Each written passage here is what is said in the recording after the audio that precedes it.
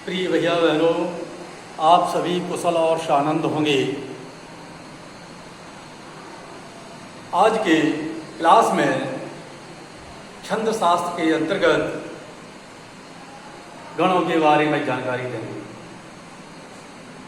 तो अपने प्रकरण पर आइए, सीधी बात करता हूँ।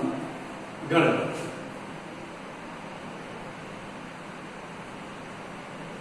गण और देखिए, गण होता क्या है, गणों की डेफिनेशन क्या है। तो यहां लिखेंगे, तीन वर्णों के व्यवस्थित समूह को गण कहते हैं। लिखते जाएंगे, तीन वर्णों के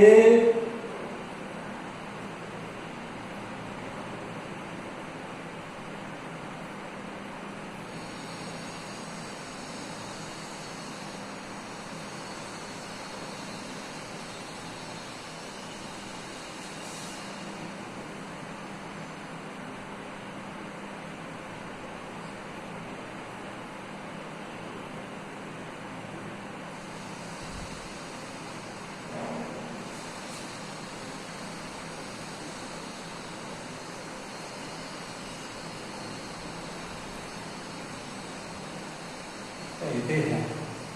इस बात को सुनो, व्यवस्थित तीन वर्णों के व्यवस्थित समूह को गण कहते हैं।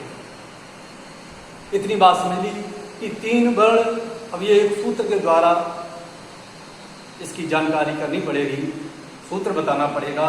गणों की संख्या 8 होती है। इनकी संख्या, यानी गणों की संख्या, इनकी संख्या कितनी होती है? 8 होती है। इनकी संख्या 8 होती है।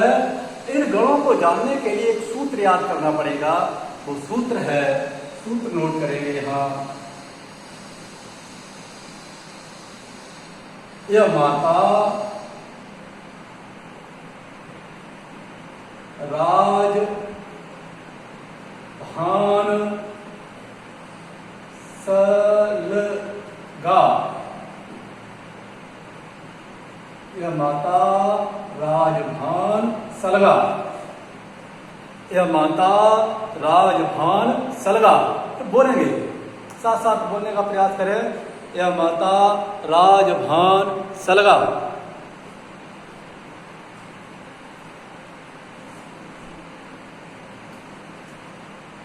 अब इस सूत्र को जानने के लिए मात्राओं का ज्ञान होना चाहिए। मात्राएं कहाँ कैसी लगती हैं, जो ह्रस्व स्वर होते हैं, यहां लिखे दे रहा हूं। मात्राओं को जानने के लिए इनकी जानकारी बहुत जरूरी है, जो ह्रस्व स्वर होते हैं।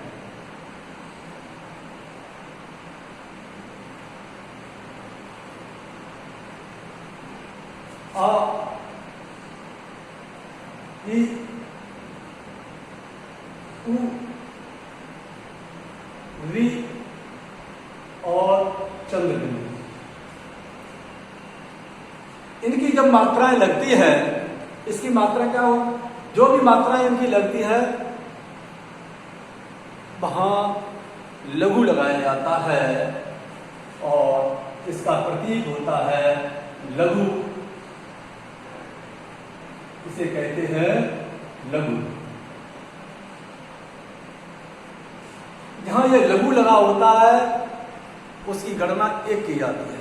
उसकी गिनती, उस मात्रा की गिनती 1 की जाती है। और जहां दीर्घ स्वर होते हैं,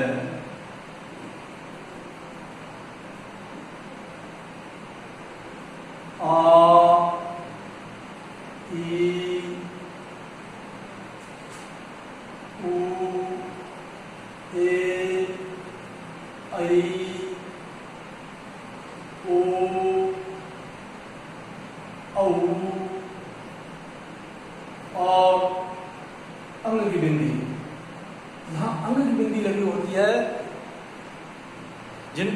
तो वहां जो है इसकी गणना के लिए इस इसका प्रतीक चिन्ह है गुरु।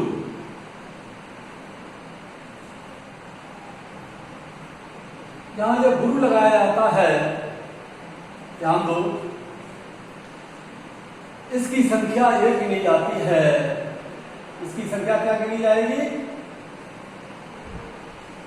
एक। और इसकी संख्या गिनी जाएगी, इसकी संख्या 2।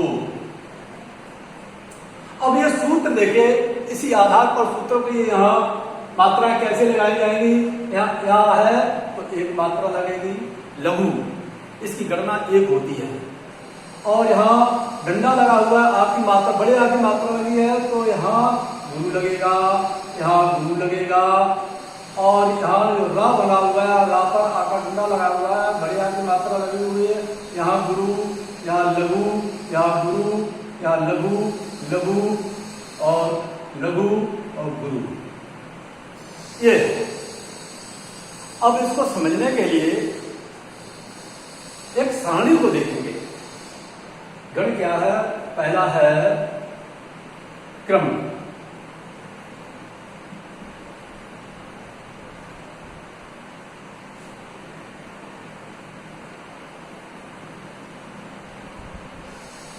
और अगला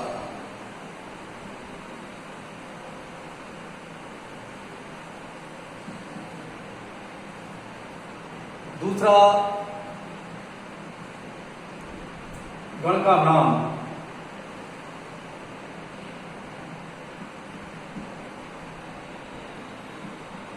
गण। और तीसरा बनेगा सूत्रगत नाम,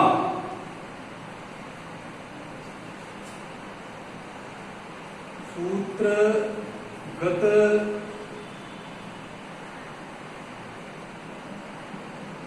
उदाहरण।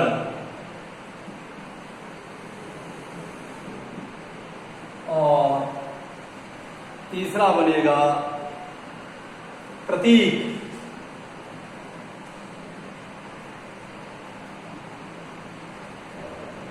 और चौथा बनेगा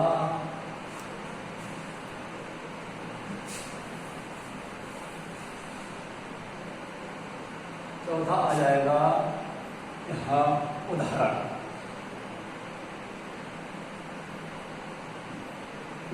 इस चीज को समझेंगे। पहला गण है या दिया गया, ये या, तो यह हो जाएगा या गण, क्या हो जाएगा? यह गण। दूसरा है मां, तो ये हो जाएगा मगड़। और तीसरा दिया गया है ता, तगड़।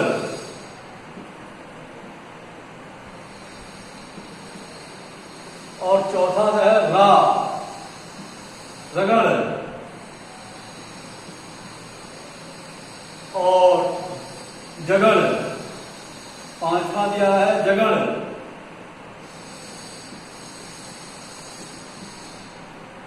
और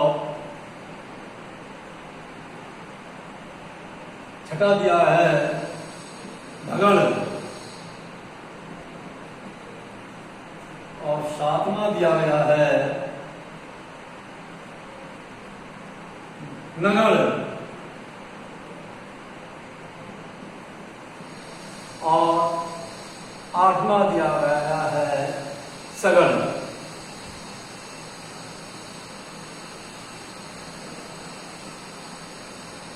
अब इस बात को समझने के लिए ये गणों के नाम आ गए हैं। यानी यहां से यगड़, मां से मगड़, ता से तगड़, रा से रगड़, धा से यगड़, भा से भगड़, और ना से नगड़, और सा से सगड़। और ये दो शब्द दिए हुए हैं, दो अक्षर दिए गए हैं। इन गणों को पूरा करने के लिए तीन अक्षरों के, तीन वर्णों के, सॉरी अक्षर नहीं, तीन वर्णों के व्यवस्थित समूह को वर्ण कहते हैं, वो सॉरी गण कहते हैं। तीन वर्णों के व्यवस्थित समूह को गण कहते हैं। इन गणों को बनाने के लिए ये आगे दो अक्षर एक्स्ट्रा दिए हुए हैं, दो वर्ण एक्स्ट्रा दिए हुए हैं, इसलिए दिए हैं इन गणों को पूरा करने के लिए। अब ये गण पूरा कैसे होते हैं? अब सूत्रगत उदाहरण क्या होगा? ये लिखा यगण, तो इसमें दो वर्ण आगे और बढ़ जाएंगे, क्या हो जाएगा? य माता, य माता। सूत्रगत उदाहरण क्या हो जाएगा? य माता। और मां मगर, मातारा, मातारा। और तीसरा है तगड़, तगड़ में इसी को आगे और बढ़ा दिया जाएगा, आगे दो वर्ण और ले लिए जाएंगे तो हो जाएगा ताराज, ताराज।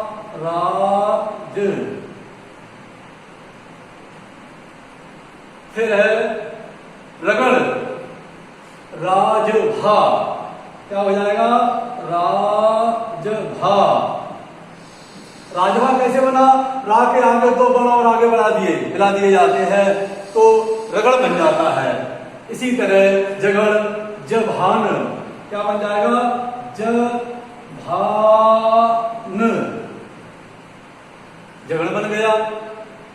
और भगड़ में भानस, ये भा के आगे दो वर्ण और मिला दिए तो क्या हो जाएगा? भानस, भगड़ बन गया। अब है भा के बाद ना वर्ण आता है, ना के आगे दो वर्ण और मिला दिए तो हो जाएगा नसल, क्या हो जाएगा? नसल। और उसके बाद आता है सब। अब ये सब हुआ है, सब वर्ण के आगे दो वर्ण और एक्स्ट्रा है, ये वर्ण पूरा करने के लिए, ये गण पूरा करने के लिए क्या है? तो ये हो जाएगा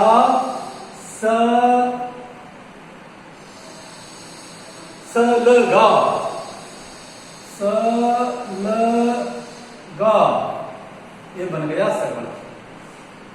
अब जैसा कि मैंने ये बताया था इनकी मात्राएं, प्रतीक क्या है, इसका चिन्ह क्या है, मात्राएं लगती कैसे है, जैसा कि बताया था ह्रस्व स्वर होता है आ ई उ री और चंद्र बिंदी लगी होती है, वहां एक मात्रा लगाई जाती है, लघु लगाया जाता है। और एक मात्रा का चिन्ह ये लघु होता है और दो मात्राओं का चिन्ह जिसे गुरु कहते हैं, वहां ये जो ऐसा आकार का बना हुआ है इसको गुरु कहते हैं, ये चिन्ह लगाया जाएगा। अब देखिए यहां क्या दिखेगा? य माता, जहां ये यगण होगा तो यहाँ बना हुआ है, कोई मात्रा नहीं है, एक मात्रा लगेगी। और मां पर आ की मात्रा लगी हुई बड़े आ की, तो यहाँ गुरु लग जाएगा, यहाँ गुरु हो जाएगा। इतनी बात समझ में आ रही होगी कि यहाँ बना हुआ है, अक्षर पूरा बना हुआ है, छोटे आ की मात्रा लगी हुई है, ह्रस्व स्वर है इसलिए लघु लगाया गया। यहाँ ये सब दीर्घ स्वर है, बड़े आ की मात्रा लगी हुई है इसलिए दोनों पर गुरु लगा दिया गया। जहाँ गुरु होता है, दीर्घ स्वर होता है, वहां गुरु की मात्रा लगाई जाती है। जहाँ ह्रस्व स्वर होता है वहां लघु की मात्रा लगाई जाती है। अब आता है मगध में माता, मातारा, तो यहाँ हो जाएगा गुरु गुरु गुरु। और तगड़ में ये सूत्रगत नाम हुआ है ताराज, तो यहाँ हो जाएगा गुरु गुरु लघु।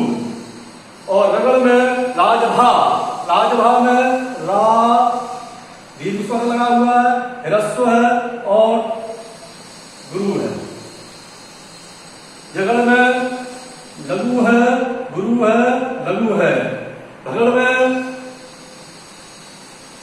गुरु है, लघु है, लघु है। लघु इसलिए आया है वहां पर आकार डंडा लगा हुआ है, दीर्घ स्वर है, ये सब ह्रस्व है इसलिए यहाँ लघु की मात्रा लगाई गई है। इसी तरह नगड़ में नसल, ना पर कोई मात्रा नहीं है, ये सब ह्रस्व स्वर में आते हैं, तो ह्रस्व स्वर तो यहाँ लगेगी लघु लघु लघु। और सगड़ में जैसे सूत्रगत उदाहरण दिया गया है सलगा, तो लघु लघु और गुरु, ये हो गए इसके प्रतीक।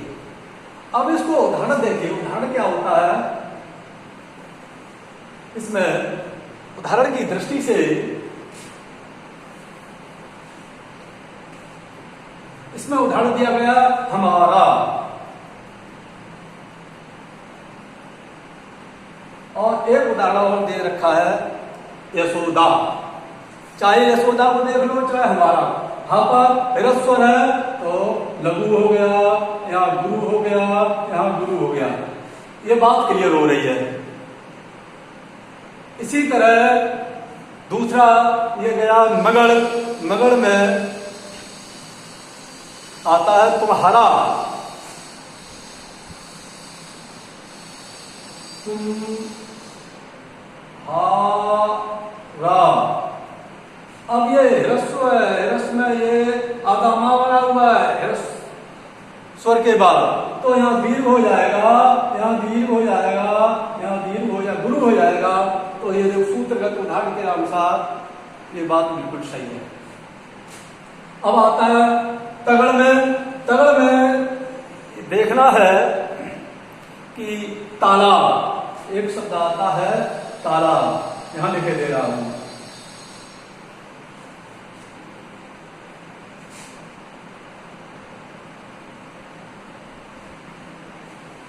तालाब। तालाब में दीर्घ स्वर, दीर्घ स्वर इसमें लगा हुआ है, दीर्घ मात्रा लगी हुई है, तो दीर्घ दीर्घ और लघु स्पष्ट हो गया। इसी तरह रगड़ में, रगड़ का उदाहरण है भारती, मानिए भारती, मैंने शब्द लिया भारती, तो वहां पर दीर्घ स्वर लगा हुआ है, और जब दीर्घ स्वर लगा हुआ है तो गुरु लगेगा। रा ह्रस्व स्वर में आपके अंतर्गत आता है, ह्रस्व स्वर लगा हुआ है तो लघु लगेगा, और ती पर बड़ी की मात्रा ये दीर्घ स्वर लगा हुआ है, दीर्घ स्वर की मात्रा लगी हुई है, इसलिए यहाँ गुरु लगा हुआ है। इतनी बात मैं समझ रहा हूँ, बड़ी अच्छी से तरह से समझ में आ रही होगी। फिर आता है जगड़, जगड़ के अंतर्गत आता है महान, एक शब्द आता है महान, और सूत्रगत संकेत है लघु गुरु लघु। यहाँ मां लघु है तो लघु की मात्रा लगेगी, यहाँ गुरु की मात्रा लगेगी, और यहाँ लघु की मात्रा लगेगी। सूत्रगत प्रतीक बिल्कुल ठीक बैठता है। और अगला है यहां गए भगड़, ये दिया गया भगड़, भगड़ में क्या है भारत, एक शब्द ले लिया भारत। भारत में क्या है, यहां देखेंगे कि भगड़ में भापर ये मात्रा किसकी लगी है, गुरु की, दीर्घ स्वर है, और यहाँ ह्रस्व है, ह्रस्व का मतलब लघु लघु। ये प्रतीक चिन्ह यहाँ क्लियर हो रहे हैं, इसका मतलब उदाहरण ठीक है, ये बात समझ में आ रही होगी, मैं समझ रहा हूं, बहुत अच्छी तरह से समझ में आ रही होगी। उसके बाद नस्ल, ये नगड़ का जो सूत्र का नाम है नस्ल, नस्ल का यहाँ एक उदाहरण देखिए क्या है, पवन। मैं नाम लेता हूं, एक शब्द लेता हूं पवन, यहाँ भी ह्रस्व है, यहाँ भी ह्रस्व है, यहाँ भी ह्रस्व है, तो तीनों जगहों पर लघु लघु लघु, ये बात क्लियर हो रही है। फिर आता है अंतिम गण है, वो है सगण। सगण का सूत्रगत नाम है सलगा। अब सलगा में उदाहरण देखिए कमला। अब ये सूत्रगत नाम क्या है, यहाँ ह्रस्व, ये भी ह्रस्व है, ये दीर्घ है, यानी गुरु की मात्रा लगेगी, इसलिए ये भी उदाहरण ठीक बैठ रहा है।